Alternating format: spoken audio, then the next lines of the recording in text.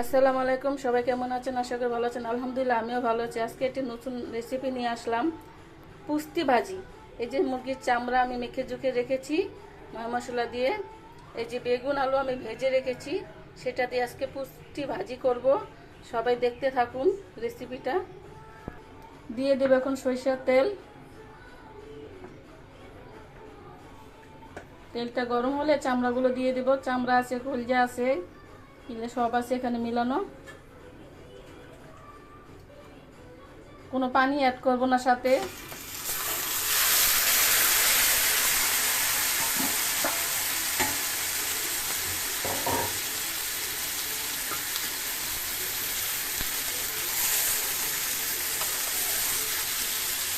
আমি আমার এক বাড়ির বাসায় খেয়েছি, অনেক টেস্ট লেগেছে, মানে খুব ভালো লেগেছে, তাই আপনাদের সাথে শেয়ার করলাম।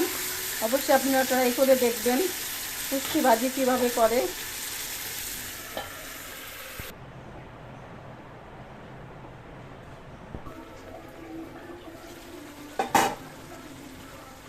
দেখুন, এক ফোঁটা পানি দিইনি, তারপরও পানি উঠেছে। এই পানি দিয়েই আমি রান্না করে ফেলবো।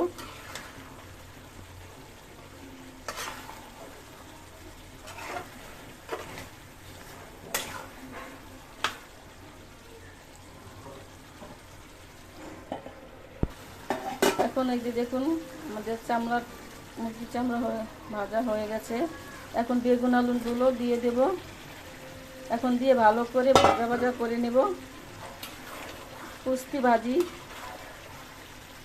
বেগুনের পুষ্টি ভাজি।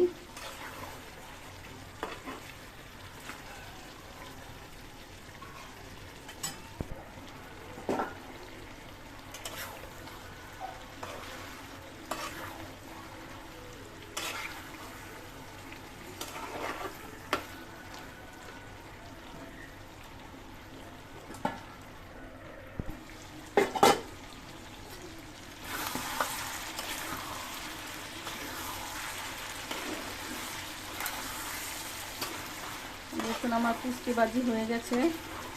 মুরগির চামড়া দিয়ে পুষ্টি ভাজি।